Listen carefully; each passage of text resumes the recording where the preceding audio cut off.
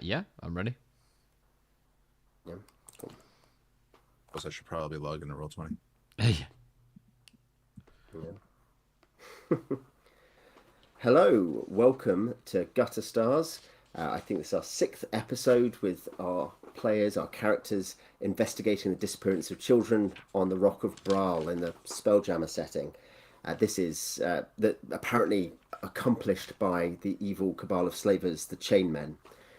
We've got one of other players coming on to Roll20 now. We are still reduced in number from autumn sicknesses and bugs, but we're going to soldier on and hope for the best with the investigation. And of course, if everyone gets killed due to their comrades having abandoned them, then that will be funny. That's the way I see it, anyway. Yeah. I mean, tragedy and comedy are basically the same thing, right? DM humor. Especially in Dungeons and Dragons, they are more or less identical. Owen, how many mugs do you have that say something like "Tears of my players" or something like that? We actually use demijohn jars to collect them now.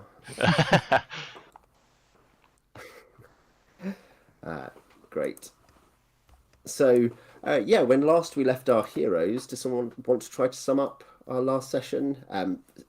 Tom, Stype's player, was not here, but the other two players were, so someone wants to give it a go? We sort of did a rundown before you got here. We were at the warehouse, and it felt like we didn't find much. I think we found some things, but it didn't feel very like we found anything that cracked the case open, if I remember correctly. Flynn was sort of standing outside anyway. The thing that happened that was really important, I think, was that bounty hunter showed up after the guard started harassing us, and he sort of bailed us out of a tough situation. It was about to turn very unpleasant for both the guards and us, and this guy showed up and bailed us out, and then said something to the effect of, like, it's not going to happen again, don't get used to this. Yeah. I don't remember if anything happened in between, but we ended up going to question the gardener who witnessed the kidnapping. And I think the only information we got from him was the direction that the people came in and left in. So, like, the vague directions around the city. Yeah, they'd come from the northern side of the Elven Forest and left from the southern side. Your arrows on the Roll20 map represent your directional leads. So this one up here was the direction you tracked people in a couple of times, and the arrows here and here represent the stuff you got off the mute Dwarven gardener at the Elf Lord's not palace, country house or something. And I do remember that the hamster has made our life even more unpleasant. Yeah. It seems to have taken over all of the rooms. All of the just the bedding, I think it was. And it made itself a nest. You're down to one room, and you had to improvise around it. So I think you're on daytime because you had gone to talk to the gardener, hadn't you? And that was the morning. So yeah, your characters. So we've got Gil Teamorin, who is an invoker from the conquered planet of Spiral. That's played by Alex. We've got Flynn Manley, a human rogue or thief. Swashbuckler, played by Beej. And we have Stype Stacksheaf, a halfling priest of Demeter, played by Tom.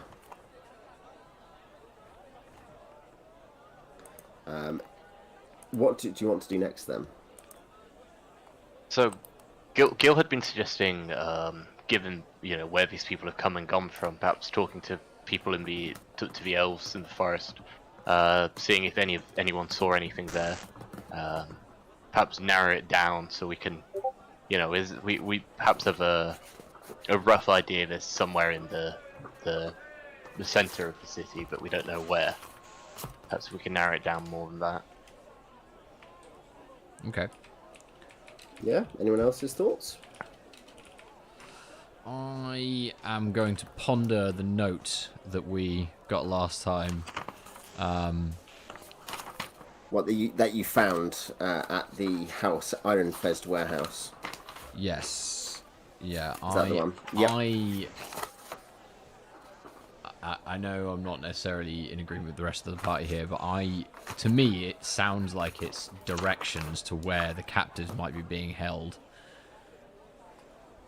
from the warehouse. But I could be wrong about that. I mean, are there any sources of water in this city? There's that lake, isn't there? Up near the princes. Yeah. And I was thinking, if it's the warehouse, then the arrow, which way was the arrow pointing on the note? Do we know? Well, I assume we do. If we pointing to the right. It was pointing to the right. Pointing to the right. Yeah, I was wondering if maybe it's out of the warehouse, turn right, go 2 streets along, till you hit another warehouse.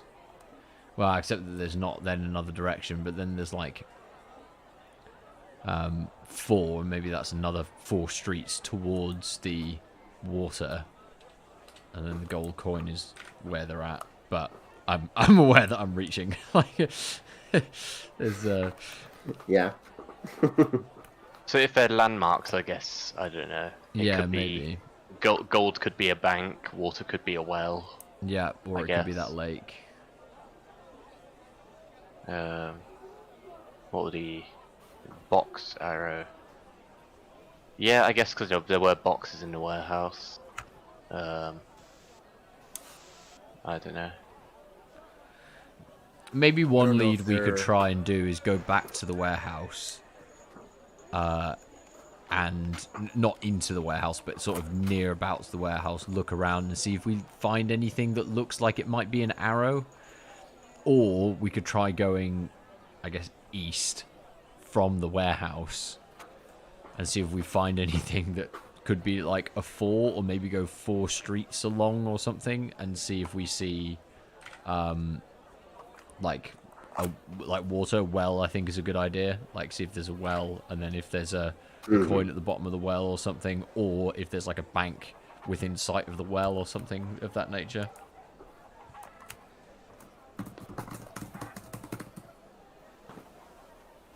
Yeah. I was wondering if there was something like a public records office in the Rock of Bral that would have information about businesses.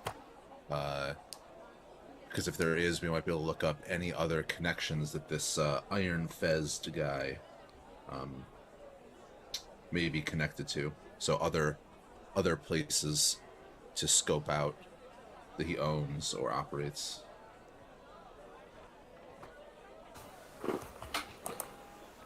Sorry, I'm back. And maybe where he lives. Yeah. Maybe. But I don't even know if they have a records office, that has that kind of information, or if it's even publicly accessible. There is a Master of the Docks which has some shipping records. I know if you're thinking about shipping records, what kind of records were you thinking about? Sorry. Businesses, any registered businesses, other warehouses this Iron Fezd guy is associated with. I don't know how much is required to file permits and stuff in a place like this, so I don't know if we would be able to access these kind of associations. Not massively that. There are some shipping records is the main thing for tax purposes.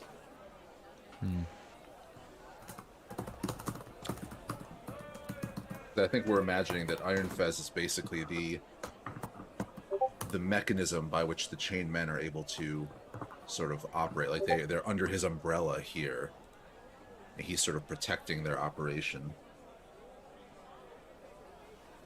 but I don't know if there's anything to find in the records that would give them away. But it might be worth a look. Just look over the records and see if Yeah. a connection can be made. Yeah.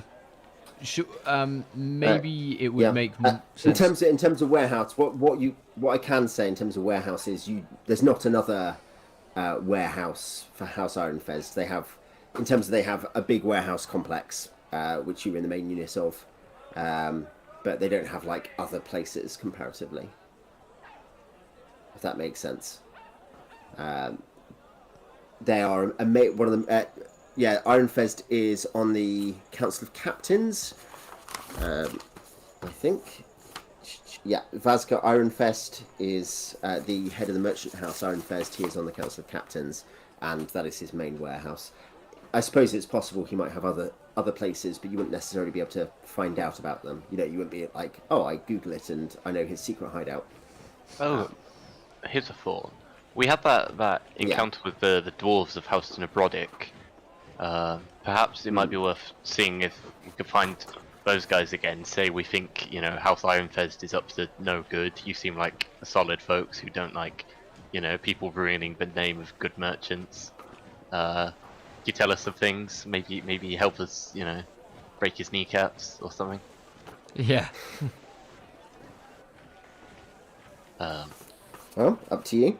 I mean, I've definitely seen something Flynn would lead, but Yeah.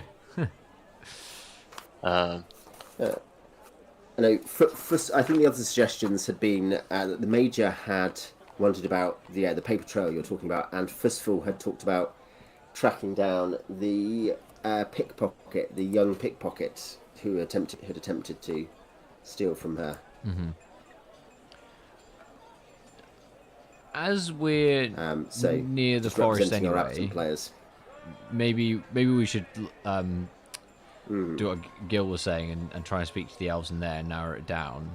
Yeah. And then pretty much all our other leads, apart from maybe the shipping records, well, I assume they will be actually, are down sort of towards the dock district anyway, aren't they? That's where Fizzful got pickpocketed. That's where the warehouse is. We want to retrace our steps.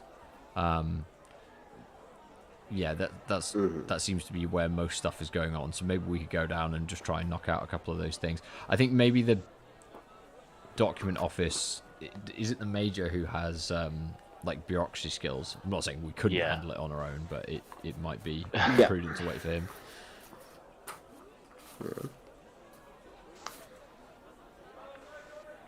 Also, apologies for yes, I mean, that is his specialism. Working.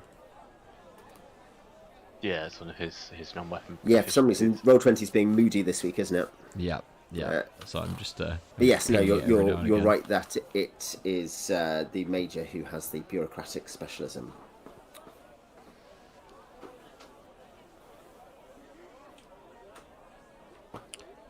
So yeah. Either way, should we start with the forest? First? Do you want to go to the Elven Forest? Yeah, let's start with that. We can figure things out afterwards. Yeah. If nothing turns up. Yeah. Well, there is a nearby entrance, like all entrance to where you are. You're by the Elven Lord's house, which is Lord Eladan. Not that you've spoken to him, but you were in his estate investigating under the aegis of the Temple of Ptah. But yeah, you walk more or less across the road, and you are met at the entrance, as you'd expect, by silver-mailed elven soldiers who cross their spears as you approach. Not aggressively, just very, very clearly and demonstratively. Yeah, I guess Gil will step forward, give I suppose an appropriately elven salute, given his background and yeah, because Gil is from the formerly elven planet of Spiral. Elven ruled planet of Spiral. Yeah. Now controlled by the Scrow, as their first major victory in the Second Unhuman War. So you go up and you greet them in Elven or whatever. In Elven, yeah. In Elven, I assume, yep. And they will kind of look curiously at each other, and then one will speak to you in Elven. So this will mean that I guess anyone who doesn't know Elven doesn't understand, but will we'll say in a kind of with quite courteous inflection, we'll say, welcome, vassal. We value your service. Kind of a fairly formulaic feudal response, really, from people who have a sort of knightly status. I One guess. of them says to you. Yeah, I guess Gil give the appropriate response for his station. Yeah. Good morning, my lord.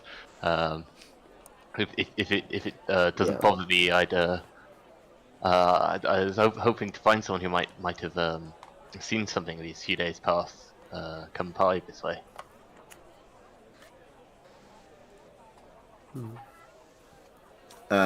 I guess he'll ask curiously, what you want to find out about, what you're asking for. We've been hired to privately investigate a crime that happened near here, and one of our leads has been that the perpetrators came down this way, just to the northernmost road, and then left that way.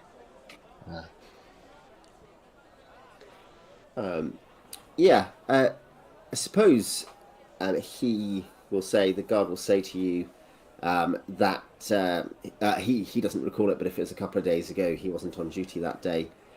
But he can ask for you. You won't be able to know immediately, obviously, because you'd have to go and talk to someone else. He doesn't explain who. Like, there's a certain sort of distancing effect, as he just... It's clear that, like, these are elven matters for the elves of the Elvenwood. But he's happy to ask if any, like, that doesn't seem unduly onerous on him. It'd be greatly appreciated. My thanks. Yeah. He will ask it. They'd send a messenger to wherever you are staying. If he doesn't expect to come and knock on your door. They'll probably just hire someone to bring you a message. Like, where are you? Probably tell him a little sheepishly the name of the tavern. I don't remember it. Where is it we're staying? The Red something. The Red House. Red House. The Red House. Run by Gertrude, the gnome, who resents your the mess you make that your space hamster makes. But yes, so he doesn't really react as if that's a terrible thing, mostly because it's plain he has never heard of it. He's like, well, I shall be sure to send the messenger to that establishment and leave it for... He'll ask your name, I guess, but he'll just make sure that he knows who he's sending it to, and he'll get it as soon as is expeditious. My thanks. But yes. Are you continuing on west toward the docks then, or are you doing something else? I think that was the plan, yeah. If you guys are right with that. Yeah. Mm-hmm. I don't think any of us really know where we'd find House Nebrodik. House Nebrodik is based in the Dwarven Quarter. Oh, well. Which is in the central north. It's near the... What was our lead to House Nebrodik, sorry? Oh, so quite near where we are. It's up here.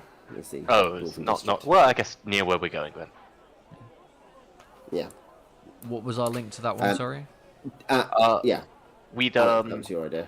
We'd bumped into some dwarves of House Nebrodik, kind of having an argument, and the mate tried to muscle his way through it, get out of our way, and that didn't work so well. And then Flynn Manley, the legend among mortals that he is, stepped forward with a twinkle in his eye and extra metaphors here, stepped forward and charmed the dwarves, and they recognised him as the son of the unnamed Manley. And were suitably impressed, and they said something along the lines of, about remember House Nebrodik will always, we something along the lines of we're good people. Okay. Okay. So the work helps. I see. Yeah, and they House Necrotic are also, I believe, on the Council of Captains, or They're on the Noble Council. they're on the Yeah. Noble Council, right? They're on the Noble Council. Perhaps less relevant than I thought it was, but still might be worth, Can I ask what this is? This here, that circle. Yep, that is, I believe, a fountain in the Temple District.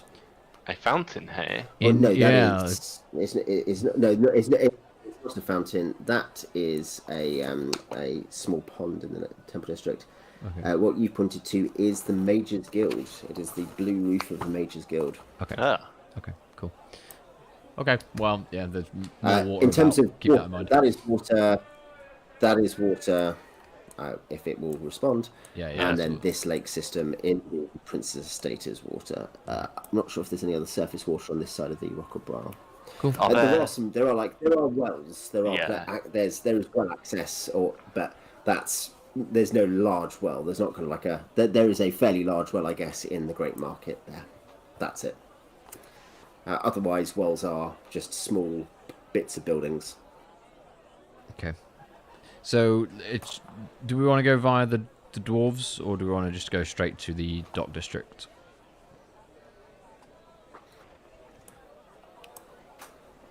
I'll put you I guess back I'd there vote for the so dock, that you know which way the you're dock going. district, I guess. Well, weren't we wanting to go back to the warehouse, which was like here, wasn't it? The warehouse is here. Oh, right, and we tracked them like up there and along. Up this way. Yeah. Yes, Right. that's right. Yeah. Yeah, that was where Fistful had managed to track one halfway across the city, basically, before losing the trail. Yeah. I mean, if it's right on the edge of the city, it seems less plausible it might be directions. I don't know. I think it might be worth going to House Necrotic first. Yeah. I mean, we can always go via there on the way to the docks anyway. It's not a huge detour from where we are. No. Yeah. So you'll be travelling up to the edge of the Temple District then, for the rough midway point. Does someone want to roll an encounter check on you're in the middle city on a D6, please. Yeah, I'll take the first one. Nice. Yeah, go for it. Oh, that's a 1. Could you roll me a D8, please? A 7. 7. Yeah. Okay. Let's check this. So you are walking up, you track, as you'd expect, kind of roughly this way up from the Elven Wood along the north end of the middle city. And you are heading along that way when you realise that next to there's like a stall on the side which is serving coffee, like hot drinks. You can smell from here, and you see there's some young gentlemen there dressed flamboyantly with colourful sashes across their waists, and they look up and Put it back in. Should be okay. Reconnect successful. Okay, cool. Sorry about that, guys. No room. Great. Okay, so OBS dropped. I'll just re-describe that. These guys, flamboyantly dressed, wearing sashes, step out in front of you, and one steps towards Flynn, and he says, Flynn, is it? I think the younger son of the unnamed Manly, the less impressive son. Some have said. I wouldn't say, of course, he says, smirking. Of course you wouldn't say. I wouldn't have assumed you'd say that. Yeah, why would anyone possibly say that? He says, are you a swordsman yourself? Are you, do you follow the family trade in that direction? Of course. I'm not surprised that you recognize me, but I have to admit that I don't recognize who you are. He'll laugh and say, "Well, I mean, I couldn't expect you to have the right connections. It's not your fault, of course, dear boy. Younger sons and all that." And he will say that he is, he'll say, "I am, of House Calandra, nephew of the noble woman Isandra Calandra. You've heard of her, which out of character you have. She's a member of the noble council." Oh, of course, yes. He'll Seems say having a lovely. his name is lovely, Otho. A lovely afternoon here. He'll the other chaps with him have. Let's just check how many you can see. There are a couple of others with him, at least. His companions are sort of stepped out. He's got two companions, and they are behind him, sort of covering the way down this street across the edge of the temple district, so that you can't just shove past them. You're on Lake Street, in fact, and he'll say, "Oh, no, wonderful afternoon. Do you know what would make it better?" And he'll, just circling Flynn, he will kind of slide a rapier from his sash, just very not super aggressive, just draw it and say, a little fun and games, perhaps with a wager.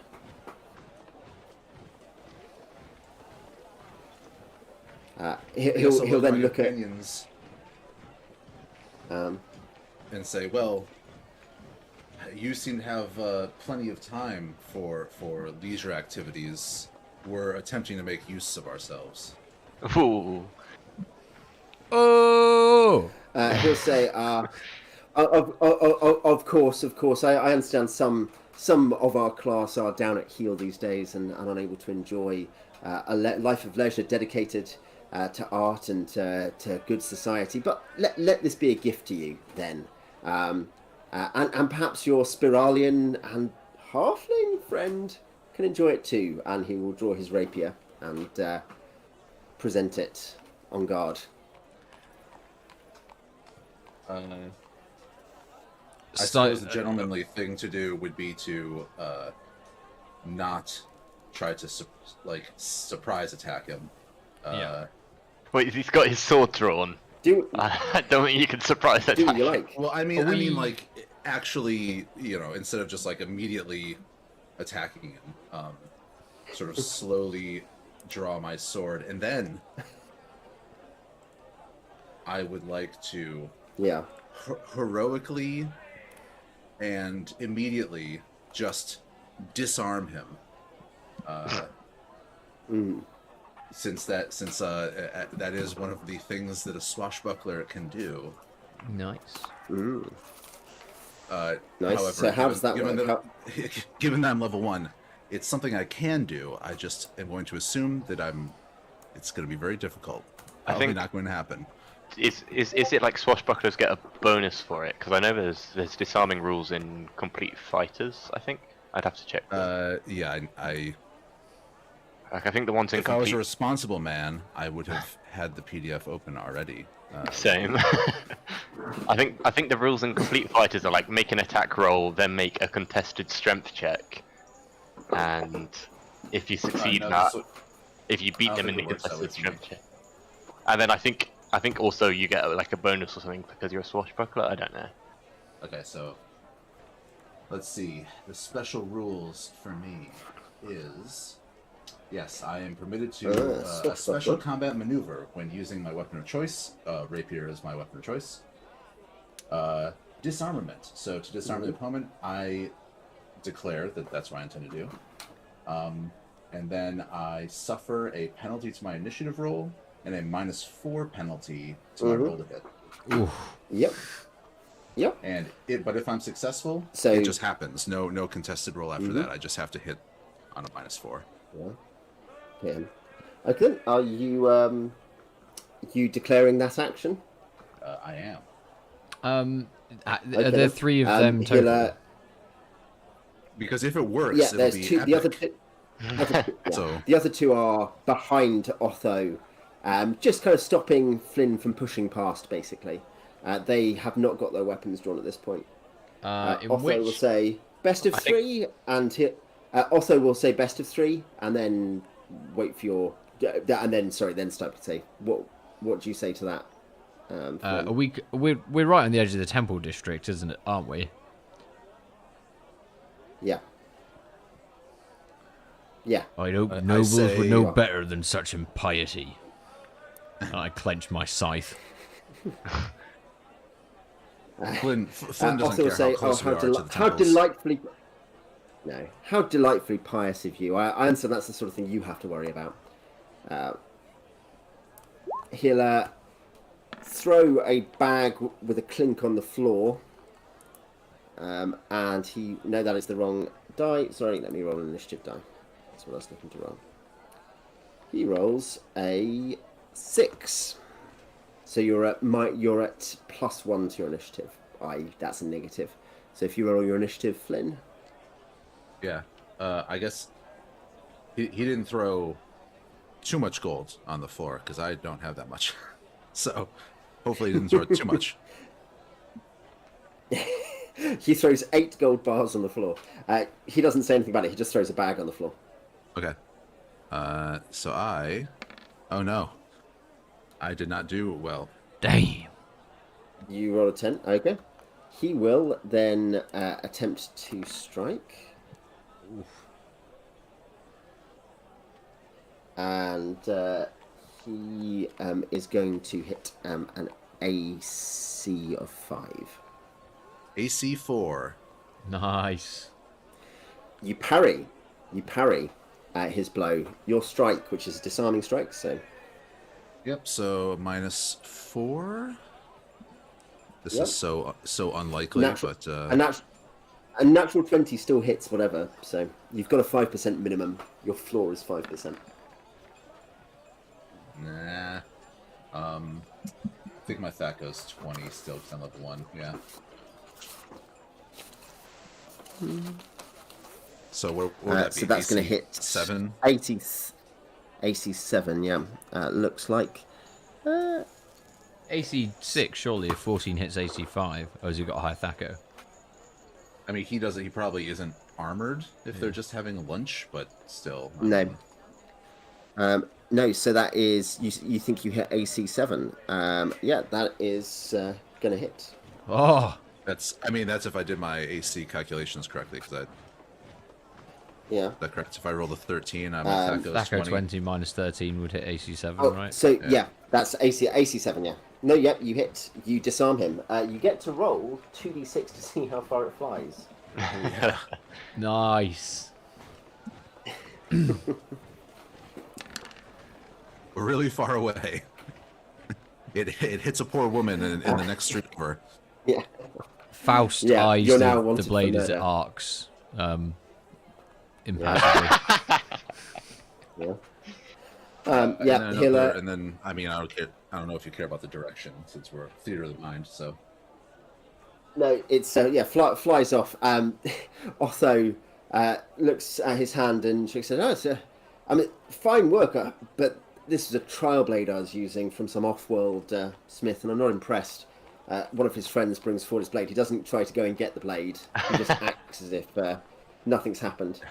And does he goes just put for his your- hand out and his friend like comes Yes, over and puts a blade yeah. in it? Yep. That is a 10 for my second round initiative. What are you doing? You can disarm again. I won't pin. Yeah, given I roll first, you can pin. You can. Well, I'm just wondering that. Can I draw my offhand? Would that take the whole round? Does that penalize me if I draw out my offhand? No, drawing a weapon is no. So it's a flourish. Using both weapons, you take the penalties for two-handed fighting that are appropriate to your character.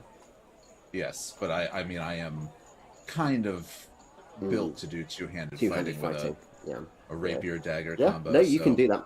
By the way, there is like a crowd gathering. There are you see some priests of war gods. You're fairly sure you see that that kid who's like an acolyte of Ares. You see him off in the distance. hiding behind other people as he gets to sneak. And there's a few kind of merchants and stuff watching, and walking very slowly down the road are some Middle City magistrates guard. Like they are like exaggeratedly slowly walking towards the scene of this breach of order. Yeah, I'm just wondering. Well, I'll do it anyway. I'll attack with both Yep. rapier and Roll your offhand. initiative. Oh yeah. So I think that's just normal. Yep, that is D10. No initiative penalty either way. It's an attack penalty in this case. 4. Yep, you have the advantage. You can make your first attack. So it's going to be basically your faster weapon.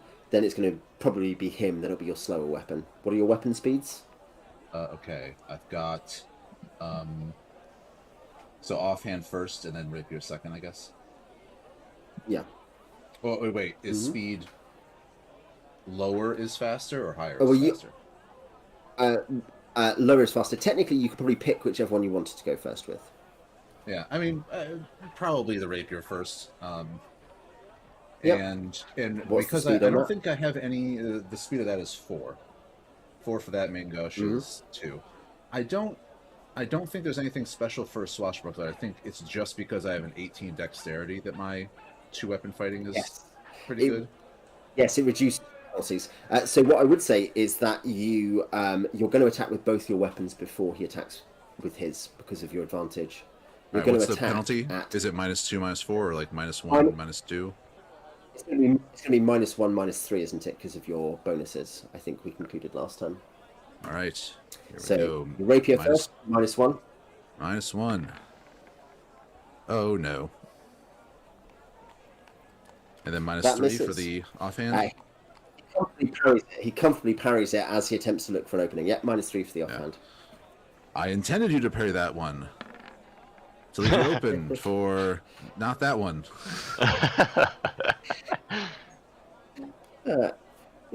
He says, finally attempted, I'm sure, dripping with a patronising tone as he misses you.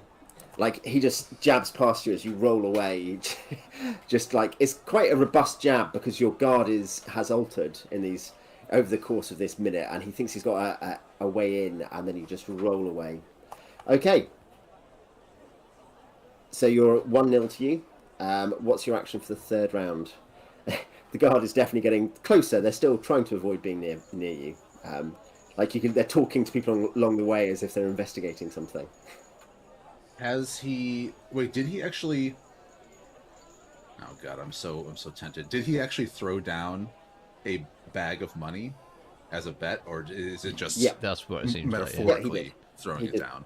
No, he threw a bag down. He took something off his belt and chucked it on the floor. God, I'm so tempted to just grab that bag and run. Okay, I guess I'll. How long do we think we have until the guards mosey over here? Not a couple of minutes, so a couple of rounds. Oh, okay, I'll go another round with him, see if I can. Because if I hit him again, then it's over. So, I'll see if I can get in there and tap him. Do you want to go longer? Because I could go distract the guards or something. No, I don't. I think actually, they've I don't seen what's want happening. to, but I just want to see if I can get one more good swing in, because then I'll have best 2 or 3, and that's it. So I'll see if I can do it this round. So same Beat thing by I did 7. last round. All right, Okay, so your rapier is going at 8. Your rapier is going at 7, sorry, isn't it? Or is it going at 8? it's 4 what and speed is the 2. rapier? So rapier's 4. Yep, so 8. Yep, that's fine. Go for it. Again, you're going to get both your attacks before he gets his. No. Go on. Nearly Next 16. one. Okay. We believe in Offhand. you, Flynn. You just want that natural 20 on the offhand. Come on, I just need to nick him a little bit. No. Oh dear. He's at this point. There's the sense he's toying a bit, like he's got your number a bit, and he's kind of parrying off, and the man Ghost she just steps aside from, kind of very coolly, just spins his heel as he He then strikes forward, and you just swat him away. He's looking quite smug from having battered away the Mangosh, but then you basically do the same to his rapier, and then resume your guard position. Fourth round, the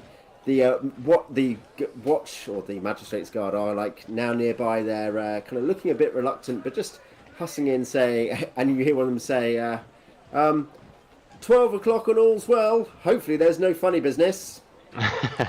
Are you lads done playing? I do appreciate how you've made it sound Flynn. like we're just defensively very skilled, and we're not just waving our swords pointlessly at each other instead. Well, they're getting kind of close, and you guys are standing nearby me, like you're in the in the crowd. Kind of mirroring mirroring his two goons. Yeah, this is so unnecessarily over the top. It will likely just make me look like a fool. But is it possible to? Because I don't think I have a free hand, and it would be hard to get a free hand. Is it possible for me to sort of lunge forward and use my rapier to flick the bag of money to one of my compatriots? You can try. Yeah, it'll be a rapier attack, but yeah, that's fine. That's what I'll do.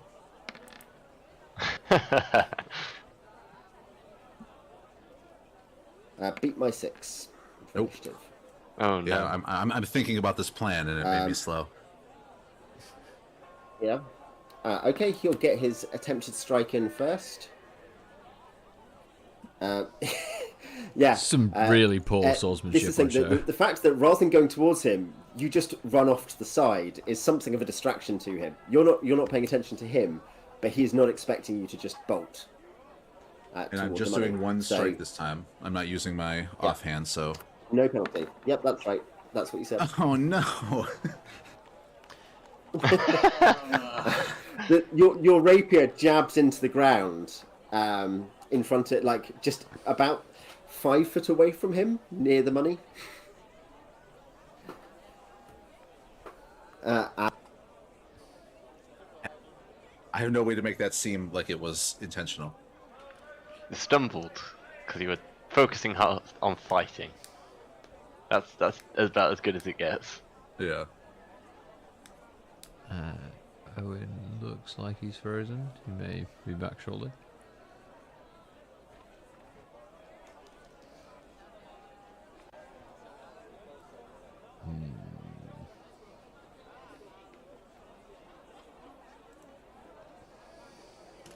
Do we lose Owen again? Or did we lose me? No, I can't hear him either. I think he's frozen. I've just sent him a Are you message. still alive, Owen?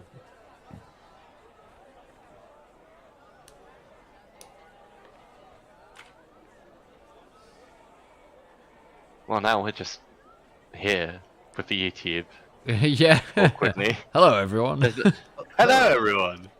This is the bit where we get to say all the kind of awful things Owen would kill us for.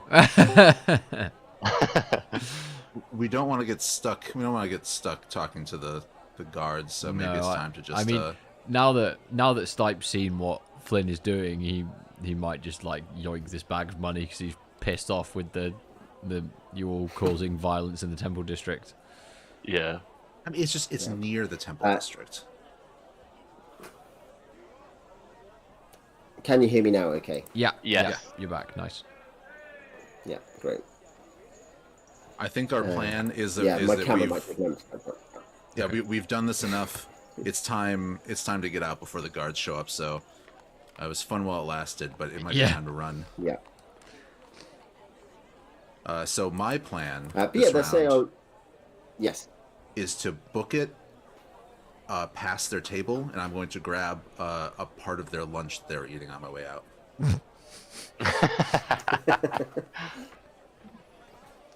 Okay, Stype and Gil, what are you doing? How? I think Stype will just see that. I think he'll just also run. I think he was thinking of running and grabbing the gold, but I think given I'm a halfling and there's 3 of them, even with 2 swords between them, I don't think I'll get very far. Yeah. Gil's just gonna run through the 2 guys, just like shoulder barge them out the way. Maybe that'll give us a little bit of a head start either way.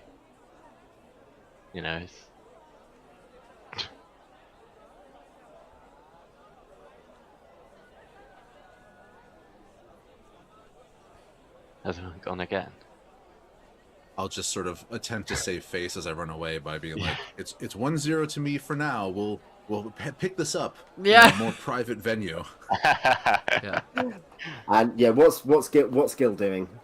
Gil's go just run through the 2 like goons, just kind of shoulder check them out the way. Yeah. Okay. Do you want to make an? I think they're obviously surprised by this turn of events, so I'll just give you a surprise round for free. Do you want to make an unarmed attack then? I don't. I really rather wouldn't.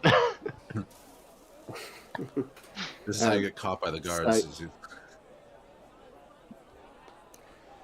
So you make an attack roll, and they don't have any armor modifiers. You don't have any armor modifiers, rather. So just roll your Thacker. You count as proficient for unarmed combat as you try to shoulder check them. Brilliant. Yeah, you just kind of bump into one and then bounce off and keep running, I imagine. Stype, what are you doing? I just booking it as well after my comrades. If it looks like I can swipe the gold without getting in too close to anyone, I will, but I'm not gonna risk much over it. Do you have any relevant non-weapon proficiencies? Otherwise, I guess I'll give you a dex check for the penalty. A what check? A dex check, I see. A dexterity check. A what check? I've never done one of what those. check? Before. I've never heard of this. I only have 11 dex, so yeah, I'll try it. Why not? Okay, you're at a -3, so you want an 8 or less. 8 or less. No, you've still got a nearly 50-50 chance. Go for it. 40% chance. We believe in you, Stype. An 8! Bang on! Stype grabs this thing. What are your animals doing at the moment, by the way? I think Faust went off in the direction of the sword that got thrown. He's probably chewing on the pommel or something, and he'll mosey on after us while just follow you. Yeah, and I don't think Krups is with us. I think he's still back at the Red House. Yeah. So where are you running from here? Just as you are fleeing, where are you going? Just the same way we were going, I guess, like through the Temple District to where the dwarves were. Yeah. Okay. Okay, let's check. 6. Yeah, in the sudden chaos, they do not see you grabbing the money. Sick. You run off this way across the middle city and arrive at House Nabrodok, which is the headquarters of the noble House Nabrodok. Unlike many others, they do not have a base in the upper city. They are not in the noble estates. They are in the Dwarven Quarter, very much the kind of centre of influence and power in the Dwarven Quarter, some would say. Other places you can see nearby in the Dwarven Quarter, for what it's worth, as you're passing. You'll see there's Barduk's Smithy, which is, Barduk is a dwarf, Yarnak's Dwarven Arms, the Fine Armours of Bral, Kimbo's Exotic Arms, the Rusty Axe is a tavern, and the Dwarven Boarding House is a mercenary company. So those are other things you see on your journeys around the Dwarven Quarter. Big specialism in kind of, people say it's cliched, the dwarves say it's profitable.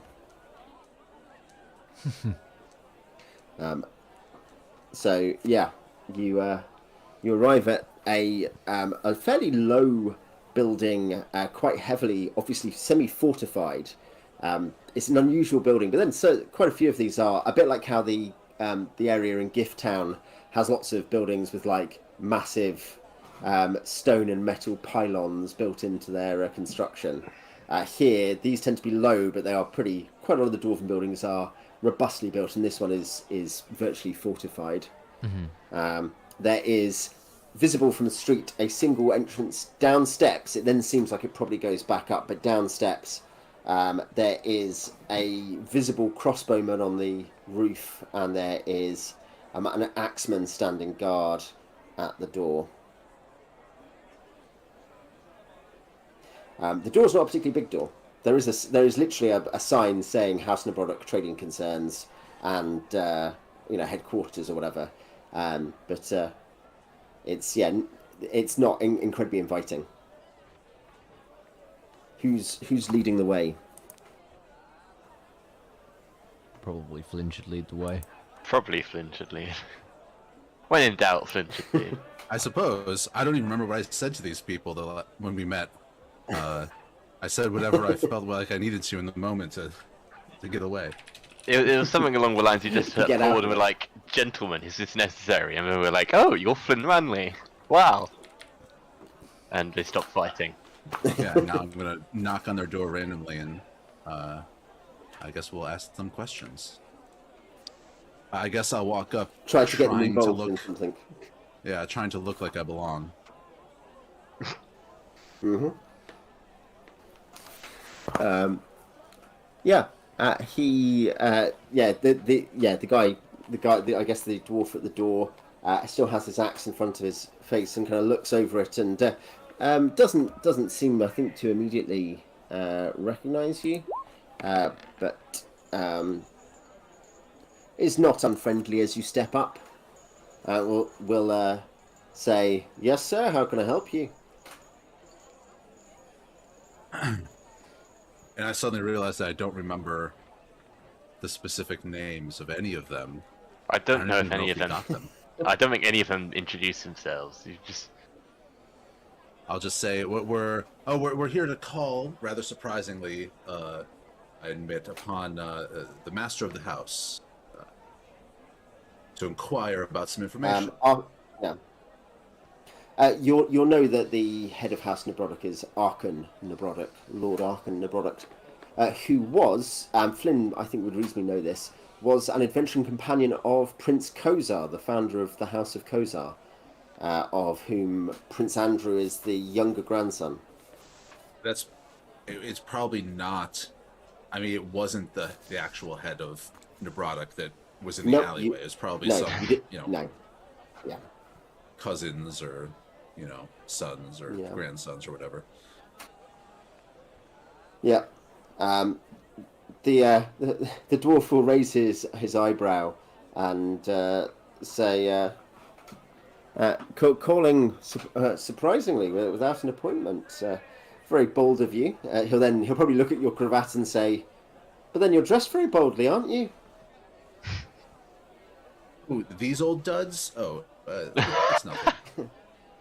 Sure has any ruffles. Yeah, he'll say, he'll kind of good-humouredly, I guess, he'll just kind of look at the sky, it's a sunny day, and say, what message shall I pass? Who's visiting? Tell him Flynn Manley and his companions are here to ask a few questions about some goings-on around the city lately. Well, so very specific. It sounds like an incredibly important meeting, especially just for dropping in. And he'll bang the door behind him, and like a little slot will open, and then he'll talk in Dwarvish through it. Any of you speak Dwarvish? No. Don't think You'll so. recognise it. Like you know how you like recognise Spanish or French or whatever. Like you recognise it's Dwarvish, but you just don't know what he's saying. There's a grunt from the other side, and he says, I've sent a messenger, and I'm sure you get some kind of response back. Are you? He said it might take a little while. Perhaps you should go and be seated somewhere. He will say there is a nearby inn, a nearby tavern, the Rusty Axe, if you are looking for somewhere to have lunch. We have recently acquired some extra funds with Yeah. which to purchase lunch. Yeah, How much that's gold is true. in the bag, Owen? How much does it weigh? There are 50 gold in the bag. Nice. Nice. That means it weighs 5, right? It's a good thing we did that because Yeah. there's no way I was going to be able to match that bet. Yeah. Like you're ever gonna lose. With your dice today, you both could have lost. Both you and Otho were rolling absolute filth. But yeah, are you heading to the Rusty Axe then? Yeah. By the way, Flynn does have like a panini or something. He's got like a toasted panini. I ate that on So the way. yeah, pesto and halloumi. Yeah. I Might as well. do we go sit down in the slightly too short chairs? I guess they're only too short for like me.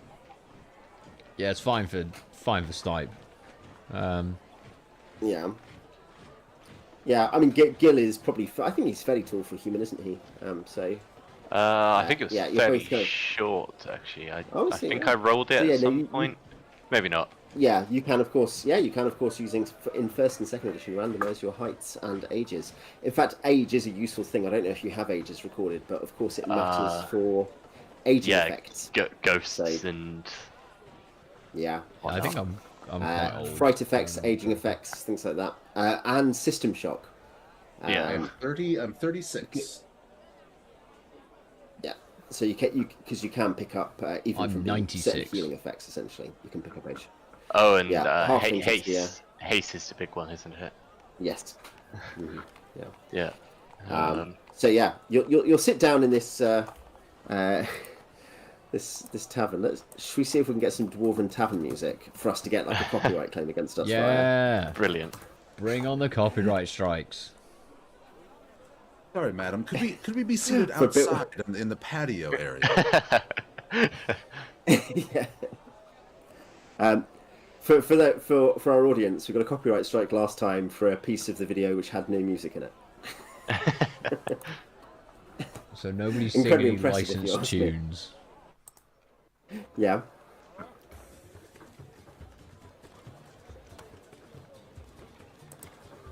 So yeah, there's a sort of slightly Dragon Force-esque dwarven rock in the background, apparently, as you sit down in the patio area. In fact, you kind of go down into this tavern, and then you can see there is a door in the back into like a patio area, which has a really low kind of like trellis. So Flynn and to some degree Gil are kind of slumped down in their seats to stay underneath the trellis, which has a light covering of ivy. Dwarves don't actually hate plants or anything. That's not really a thing.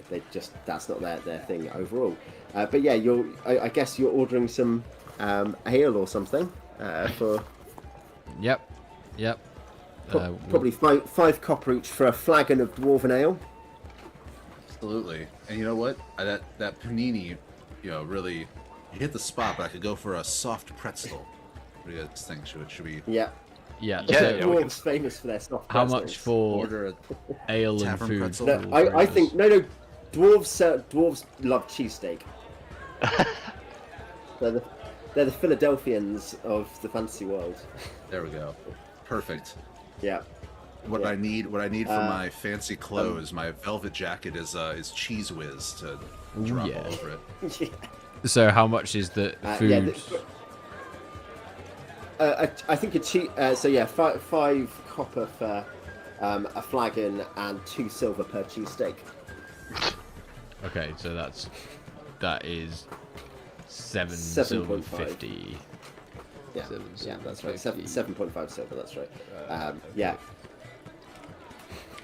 The one comfort I should say for Flynn is they actually do like kind of little jackets that you put on. Like bibs for adults. They do those. Yeah. For like when you're eating lobster, those lobster bibs. Yeah, that's it. Yeah. A cheesesteak bib. Also, Yeah. Stype is they're- going to give. Well, they also have they do have space crustaceans on the menu as well, so that's where they have them. But instead of having like smiling lobsters on it, there's like scrow with axes through their heads. I like Grinning this eldritch place. horrors. Yeah. Stype is going to give Flynn 30 of the gold that was in that pouch with the. I've already paid for the drinks and stuff, but he's going to give Flynn 30 of that gold and give the other 20 to the temple by way of apology for causing havoc in the. Yeah, wait. Yeah, I was going to say keep that for now. Keep that for now, I guess.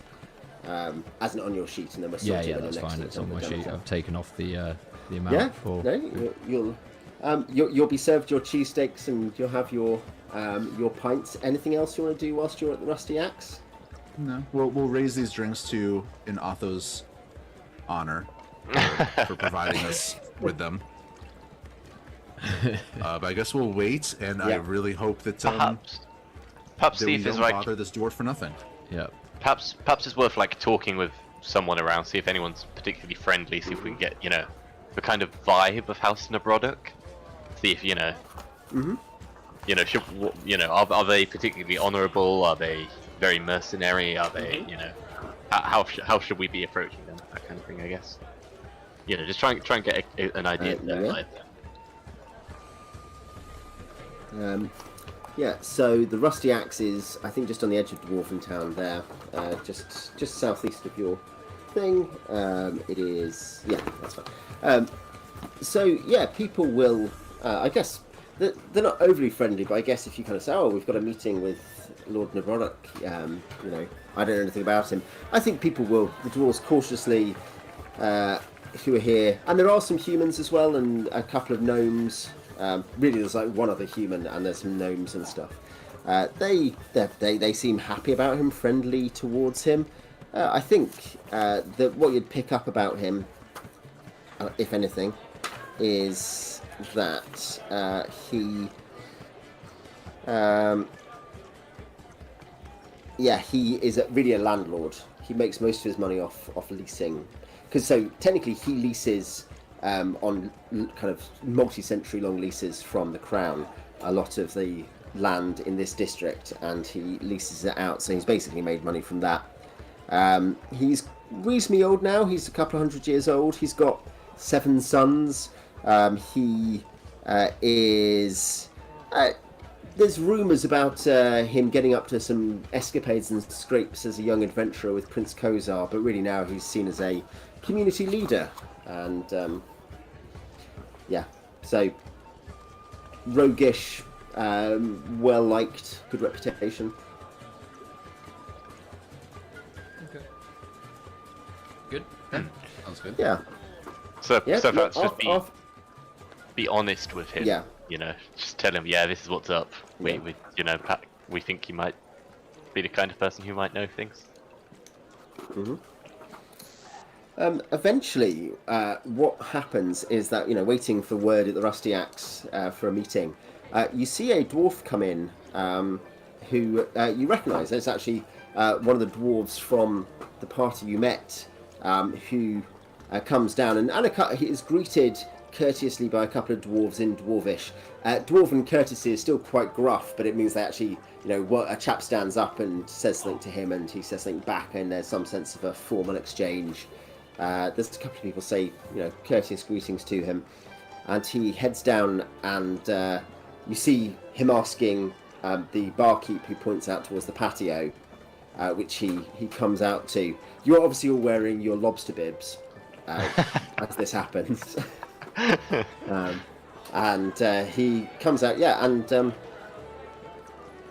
he says, Mr. Manley, good to see you again. He says, it's my name's Noric Nabrodok. I'm one of, I suppose my old man's sons.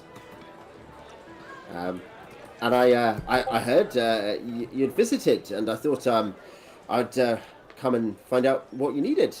He kind of seems a little bit, not nervous isn't quite the right word, but he's just a little bit like, a bit excited, or a bit going from one foot to the other as he speaks to you.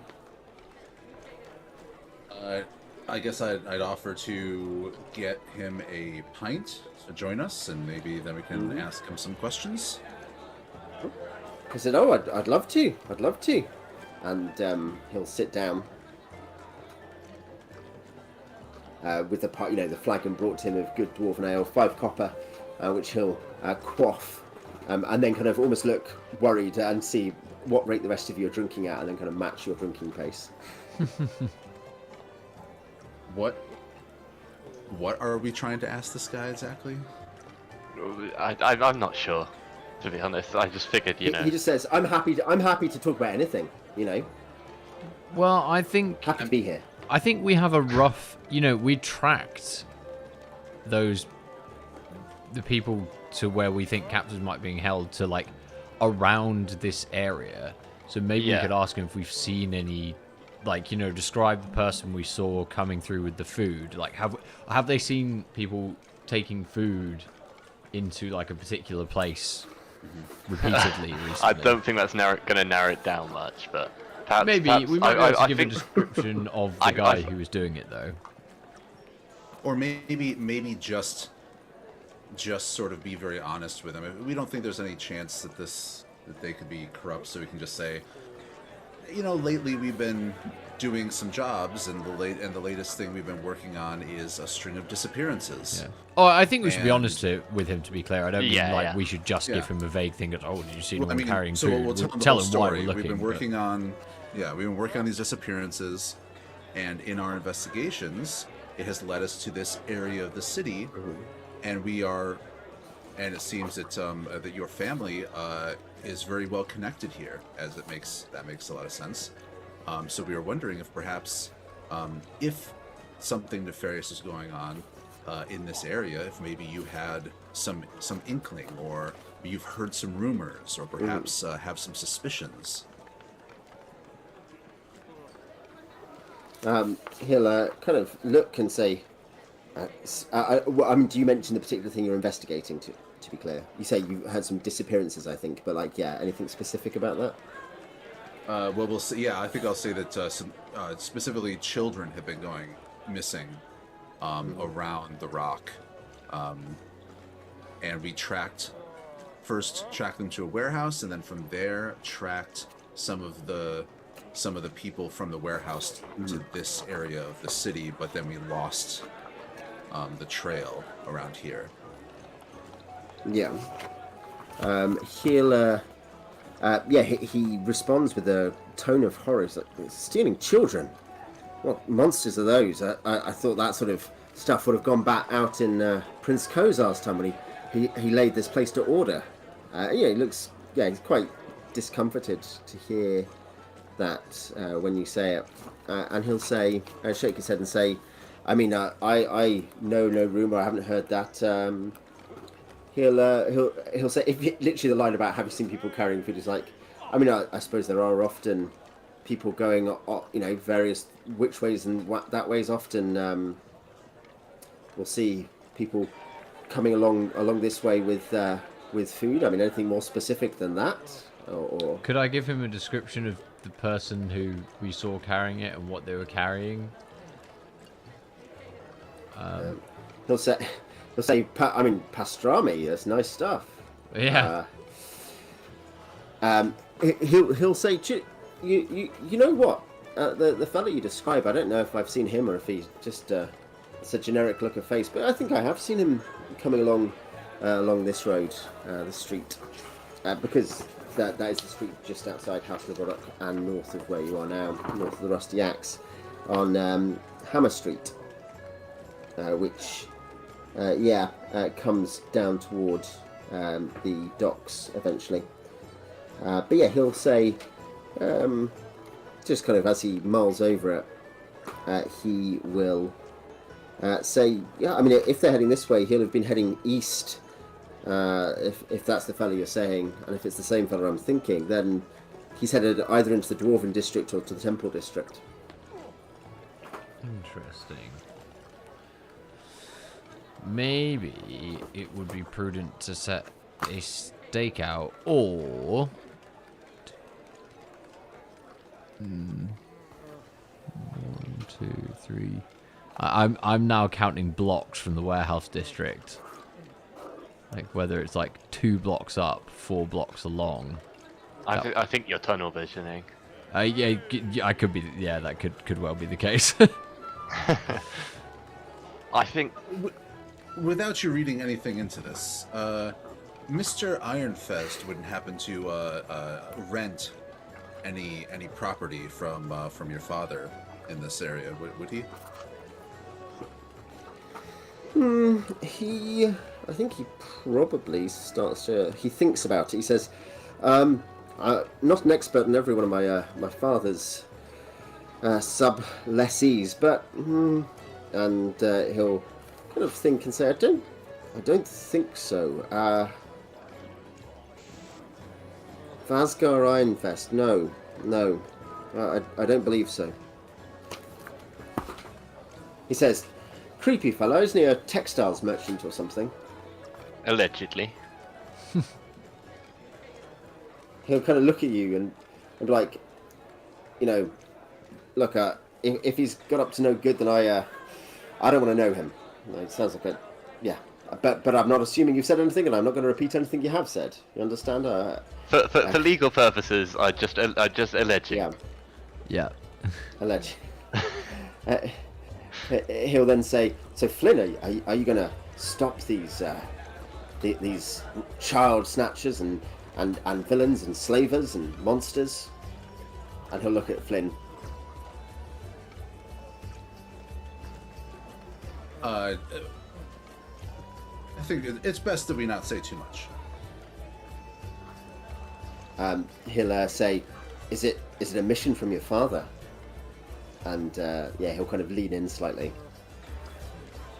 Oh, I mean, my father and I are, we're living our own lives right now. He says, I mean, is there any other way of living? Is there some sort of new magical... Okay, I mean, yeah, never mind. Obviously confused by the phraseology. And he'll, yeah, kind of just shrug that off and say, yeah, aye. And then he'll be close to finishing his pint and just say, is there anything else I can help you with? I don't suppose you know any able-bodied gentle dwarves who are willing to get head deep in a brawl for cheap. He'll say, for cheap, that's the real trick there, isn't it? He'll say the Dwarven boarding house obviously are literally a body of Dwarven mercenaries, but he wouldn't necessarily think they were cheap. He says, "Do you know, I'm known to crack a few heads on occasion myself, if called for." Would you like to grab your weapon and storm the temple district with us? He'll just start laughing. He'll be like, "Aye, of course, anytime." And then probably stop as he tries to work out what you've actually what you're actually saying. It's a joke, allegedly. Allegedly. It's looking less and less. It's looking less and less like a joke now. The more we track this, the more every arrow seems to point to or from the temple district. Yeah, it's definitely. Can we get a list of like all the temples? I remember there's the Egyptian one. There's the Greek one. Is there a temple of child kidnapping? Did we overlook that? Yeah. Do any of them do child sacrifice? Yes, of course. No, there's the Temple of Charles Manson. Oh dear. Why didn't we start there? There is. I don't know why I don't know why people don't always just start there with every crime that happens. There is the Planar Church of Olympus, which is Stype's one. There is the Planar Church of the Seven Heavens, which is general celestial deities. The Pantheistic College of Celestian, who is a sort of seen as a astrological or astronomical creator god. The Pantheist Temple of Tyr, which is a war temple. The polyglot shrines, lots of small shrines, generally to groundling gods and pantheons like the Shu worship there. For instance, House of the Path and the Way is a sort of philosophical power approach, and the Temple of Ptah. Those are the major temples and the polyglot shrines. Also in the Temple District is the Graveyard, and then on the edge of the Temple District is the Mages Guild there, which you asked about before. So, suspicious ones, Graveyard, Mages Guild, maybe the Polyglot Temple, and maybe the I think there's one more on that list that seemed potentially suspicious. Maybe Temple of Ptah, actually, purely for ironic reasons. Misdirection, Exactly. Yeah. Yeah. It makes it. I can't help but feel like it's pointing us in that direction just because of the twist. I also am very bothered by this bounty hunter guy who bailed us out, Ormond. It just feels like such an anomaly that he showed up at the warehouse when he did. It makes me feel like we need to put out feelers to hire the best. He's a bounty hunter, you said, or is he like a private investigator? Both and. It's the same thing. Yeah, he's supposed to be like the best out there. He's got a very... Fistful would have said he had a very good reputation. Yeah. Chorus Ormond. A friend of the last prince, I think, was the other thing you picked up about him. Oh yeah, friend of. Does So the current prince's father, then? Yeah, he was a drinking buddy of Prince Kalar. Oh no, not the current prince's father, the current prince's brother, Okay. who died shortly after acceding to the throne. Oh, did he? Allegedly. Is that the episode title then? Yeah, allegedly. I think it is now. He accidentally fell out of a window during a private meeting with the current prince. Fell out the window and off the sphere, off the Yeah. Off the off rock. the rock. Yeah. He was, I believe he was found. So, I mean, this is public knowledge, that he was found in the jettisoned, the rubbish jettisoned off the Low City. So, over on the western side of our map, the left-hand side of our map. His Oh, corpse so was found, it definitely having- was foul play. So it wasn't just like a servant came in I think it's- the next morning and he was dead in his bed. Kalar was a notorious drunk, and often, even after acceding to the throne, in the fairly short period between the two events, often drank in the Low City. I think the official assumption was that he had had a drunken accident. Of course he did. I'm sure it was, allegedly. Allegedly. Allegedly. So should we try to stake out this area to catch this one person who we might recognize, or do we're we not- carry on to the docks and look at the leads there?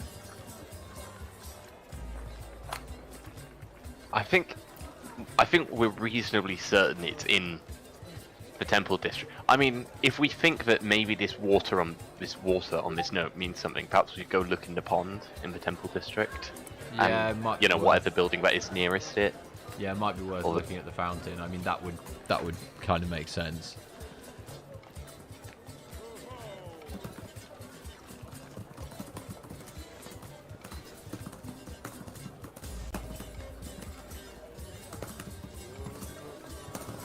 Yeah, you can. You're pretty close, so I probably will let you do it without an encounter check, because you're like here. You're like here, so you're just going to be heading to there.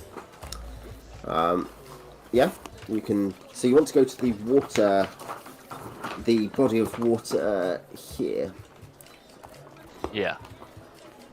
And then maybe see okay. which of the which of the temples are closest and have a look, you know, in and around Yeah. the pond. Yep. That is between. The upper building is the Planar Church of Olympus here. And here, that is the Council of Captains. Just outside the Temple District, officially. That's the Council of Captains. Right there. Yep. And that is... Oh, sorry, that one. Yeah, that blue... That blue building there is the Council of Captains. That is the donjon. The main citadel west of the Lake Bral. Right. The Council of Captains, huh? Man, if only we had some leads to link us to the Council of Captains. We grab the first captain and interrogate him. Where are the children? Where is she? But yeah, that water is just between the two, basically. and that the donjon you said it was. Is that building actually Yeah. gold coloured? I think it. No, I think it. As I think it's made of sandstone in part. It's sandstone facing Okay. in some parts.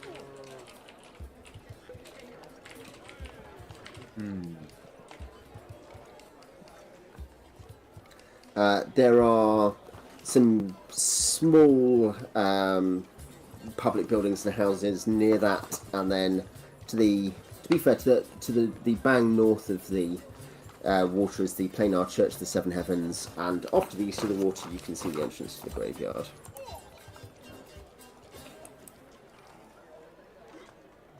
But I wonder if we should. I wonder if we should keep a watch on the council and see if we recognize any people going in and out. Definitely should. And maybe the graveyard as well. Yeah, find somewhere, you know, surreptitious to keep a watch here. Maybe Stype could, you know, ask someone from his. In fact, maybe there's somewhere in the Temple of Olympus that has like a window with a nice view, and Stype could get us in there. You know, just let us sit by the window. Or a cafe day or across two. the street of the council. Yeah. We'll just sit there with a newspaper with the eyes cut out. Yeah. And we keep What, ordering and a panini? waters. And Yeah. You are just down the road from where that happens, so you could go and find that place if you want. Yeah, So, we should where are keep you an going eye to out be doing your for stakeouts Othello, from? just in case. I mean, So we want this, to watch both the graveyard and the council. We'll probably have to split up because they're well, not that close. that was the planar temple, right, of Olympus. Yeah. So that would have a pretty good view of anyone coming up that way. Maybe not anyone coming that way, but Well, I want to watch people going into the entrance, in and out of the council, which I think just empties onto the main street there. So I yeah, feel like I'd want to be right there just to see people going. My thinking now is, what if this guy that we're looking for, that we might be able to recognize, like, is an attendant or assistant to Iron Fez, for instance, or a guard, or Yeah. just works in the building. You know, he's someone who just would normally go in and out.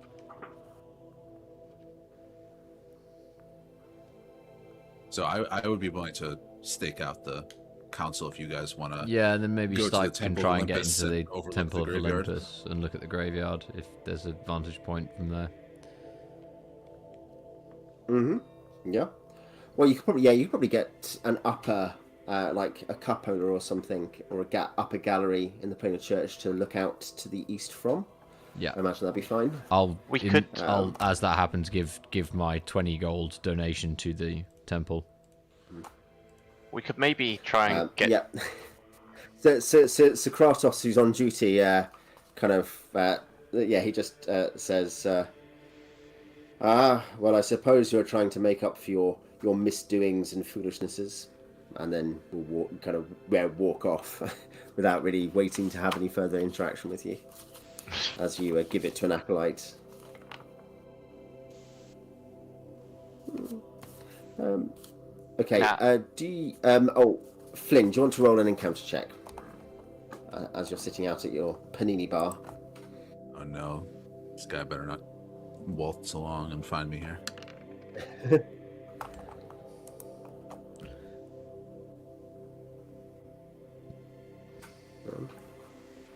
Yeah, you quietly pass your time drinking whatever it is you're drinking, nibbling away at things, and watching the council. It's a busy building. Lots of people come and go. Certainly, it's during the daytime at least, which is when we are. We're kind of late afternoon at this point, and this was built by Prince Froon, who was the father of the current prince.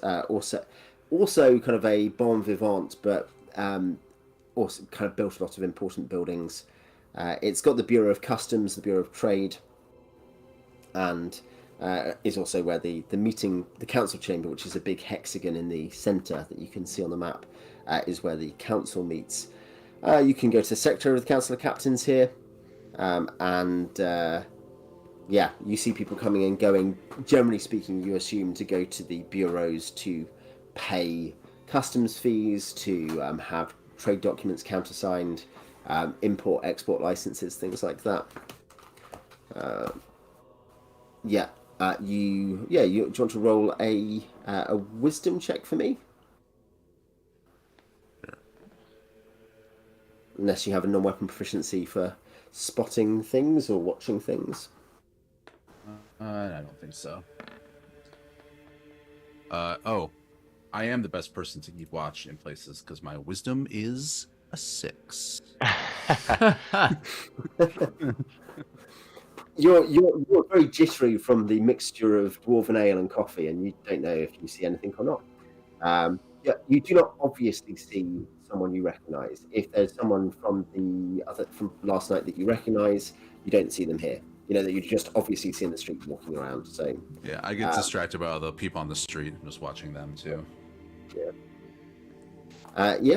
So the other guys, how long, by the way, are you waiting on your stakeout? Are you planning to meet back anywhere at some point, or are you just like, let's stay here for 4 hours? Or I'm thinking, presumably we want to watch for a decent while, give the chance to the person we're looking for to actually come by. So at least into the night a little bit, like after dark. Thinking like maybe and after cafes and bars are open, so maybe after 8 hours or so, Gil will come switch with Flynn, give him a chance to rest a bit. Yeah. So I mean that's going to take you till like 11 or midnight. So you're which is fine, as in you get through that. Keep watching till morning. Flynn, do you want to roll another encounter check? By the way, where is Faust? I should say this. This is relevant, isn't it? Is Faust with Stype or is he with Flynn? He'll be with Stype. Yeah. Okay. Faust is backing me up. It's my guard. Yeah. No, Flynn continues to have a quiet, probably scratch a gold off for the amount of paninis and coffees you're buying from this cafe. You do see a magistrate's watchman walking past you at one point and looking curiously, like really close at your face, and then he's like, you look like this. I used to have a. It sounds silly, but I used to have a collector's card of a noble hero and you just look a bit like him. You're not him. And then he walks off. So you guys up in the gallery, the East Gallery of the Church of Planar Olympus, which is this one. I do have observation as a skill. Yep. Do you want to roll that? I don't know what it gives me for bonuses though. Where is this from? Where is this from? It's a non-weapon proficiency in observation. Is it in the player's handbook? Yeah. Because otherwise it's going to be priests, isn't it, for you? Yeah. I mean, I assume it's the player's handbook or possibly the kit. I don't think it is. So it'll probably be in priest. Or observation might be. It's a third-party book. self-published. Yeah, I just can't always It's observe brand new, everything. only $9.99 on DM's Guild. Yeah. Oh God, yeah, Drive Through RPG. Let's go and have a look in the police handbook, which is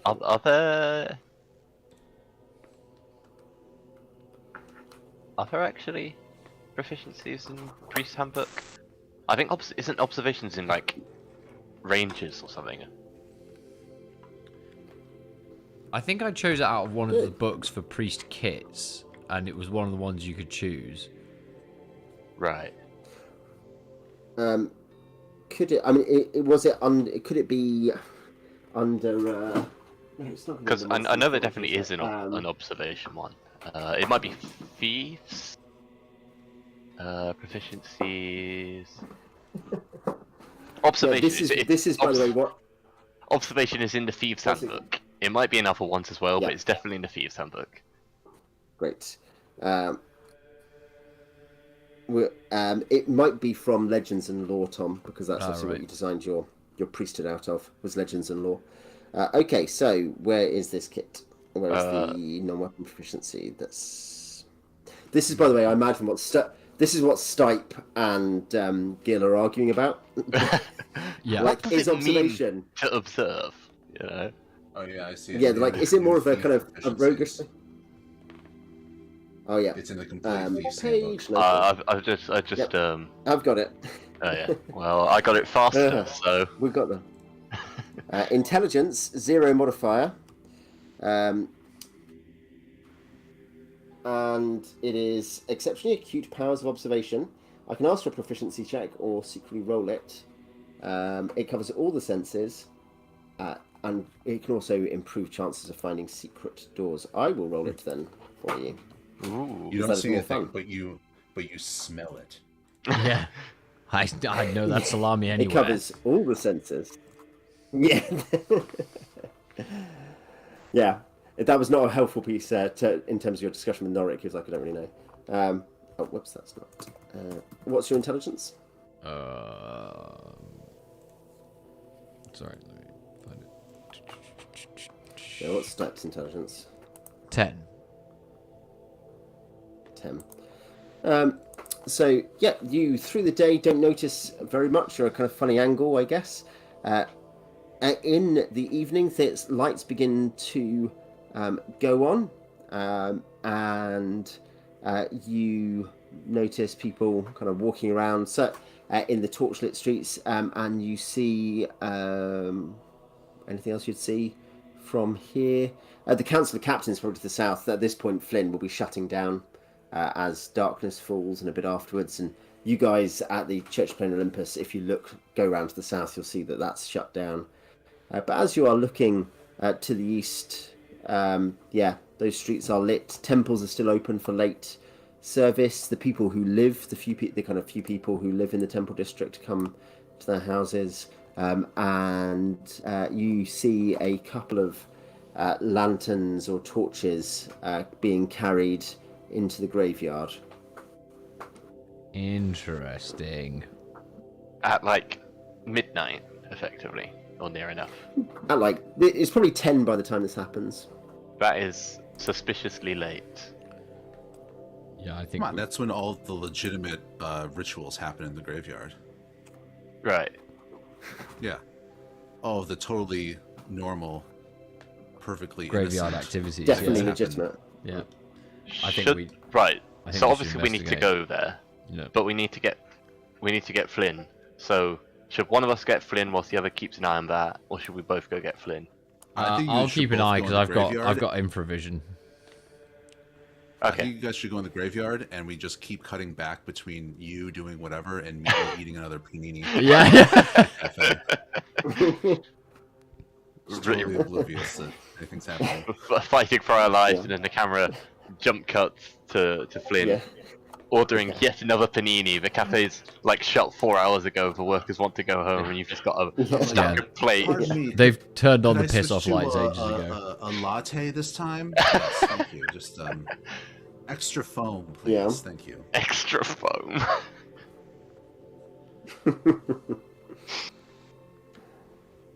So yeah, what are you gonna do? Yeah, Stype will, Yes. will go towards the graveyard and try and keep, look at what's happening. And I guess Gil's going to go get Flynn.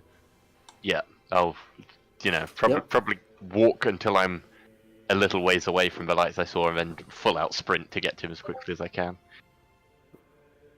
Okay, Gil, could I get an encounter check for you travelling then? Yeah. You're like, no, I don't think you can get an encounter check from me travelling. You guys should have sent the goat to get me. Then you could. Yeah. Stayed. I am the goat. Where is Faust staying at the temple, Gil? Sorry, yeah, I'm Stype. I guess Faust will go with Gil. Yeah. Cool. Faust So- follows the torches. Everyone else. Yeah. Faust pulls out his Well- robe and torch and joins the cultists. Yeah. Yeah. Yeah. It's a heel turn as Faust turns out to be the leader of the evil cult. Yeah. So you you head, you go and you tell Flynn. That's going to take like 10 minutes, I guess. And you Stype head to the graveyard, and yes, you see. Let's check if it's a misty night. 20% chance of it being a misty night off the lake. Nope. It's a fairly clear night, and you can see as you look in. I'm trying to think what your infra. What's the range of your infra? Is it 60? Yeah, 60. 60. Where does the light? Stay- Where does the light come from here? Like, from where, the where are we primary? in space? You're in a system orbiting a primary, so there is a sun that, but you're orbiting. Given my camera, I'm not sure it's actually up at the moment due to Roll20 having No, decided it's to not, kill annoyingly. cameras forever. Yeah. No, but um, we're not facing yeah. the sun now. So at night, no. and we don't have a. There's no moon, so it's just really There- dark so there are in the, No, the rock. there are stars. So you have a degree of starlight, and you have plenty of light pollution.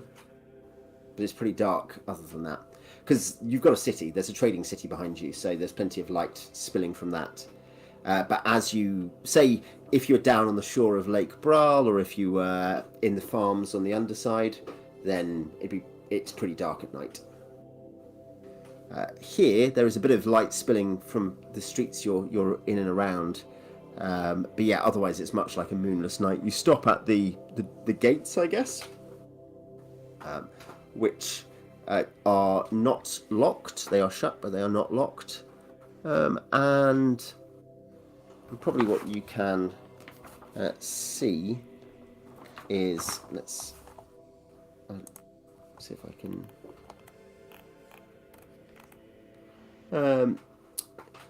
There is. That's kind of 3 miles across. So, you probably see with that there are some splodges of lights that you can't resolve. There is at one point while you're waiting a source of heat nearby, which seems to illuminate a watchman carrying it, and then he walks off down another path and out of your infra, and you can see occasionally light bobbing off in that direction in between trees. So, sorry, it looked to me like the people carrying the lights were watchmen. Well, you can see some indistinct lights just in the graveyard, but you can't see. You can't resolve what they are or where they are, and that's not an infravision thing. That's just in general. You're like, I think I can see some kind of squint of light in the distance, or maybe it's a star, or maybe it's something at the donjon. You do see a source of heat nearer you, which, as you look at it, seems to illuminate the face of a watchman who's carrying a torch. The torch is the source of heat. I see. And then he travels off again beyond your infra, and you can occasionally see that light bobbing. Okay, I think I'll wait. The here watchman for the doesn't rest of go the party into to the rather- graveyard. He's patrolling the area around the graveyard. No, he's inside the graveyard. Oh, he is patrolling in the graveyard. Okay. So by is this point, just- I imagine have we caught up? Yeah. I imagine at this point you are travelling across. Do you want to, I guess, Beach, do you want to roll an encounter check as you travel through the Temple District? Yeah. Let's see if we can catch up. Uh-oh. What did I do? I think I reloaded something accidentally. You're still in. Okay. Just need to, yep. You will catch up, and you'll be with Stype, and so the four of you with Faust are at the gates of the graveyard. We should get in there quickly before Yeah, they disappear yeah, into let's some go. Let's go. mausoleum or something. But not too quickly because we don't want them to notice us. And I do want to check that the hinges aren't like rusted or anything and not going to squeal when we open the gate. Just like a quick look. I mean, they're not rusted. They've not just been. They're not like permanently WD-40. They are, but Yeah. they're not incredibly rusty or anything. Okay. Yeah, let's go. Good enough for me. Yeah. Get in there. Great. Yeah. Well, which is where I guess we'll leave tonight's session as you head into the graveyard. Yeah. Ah. Man, have we finally cracked this case open? Unless Are it's we all about to completely meet our different ends? cult. Yeah. Unless this is a red herring and everyone's like, Completely "Ah, irrelevant cults. This is an entirely ad-libbed thing because you went down such the wrong avenue. But That does too happen bad. sometimes in my game that people go down completely ad-lib routes, so it could happen. Yeah, I guess. Yeah, we'll end there given the time. Yeah, that was good. yeah. Picked up some of your threads from last time, and no, not everything from last time, but picked up some threads. And I guess we'll be back next week. We are playing the next 2 weeks now to catch up with our schedule. So we'll find out whether the graveyard is a complete red herring or whether it is in some way connected to this mystery next time. Exciting. Any final thoughts from the players? it feels right. It feels like us ending up in the graveyard is a reasonable sort of ending to the mystery. We'll find out, It won't we? always is. Yeah. Yeah, we will find out. Great. Okay then. Well, I'm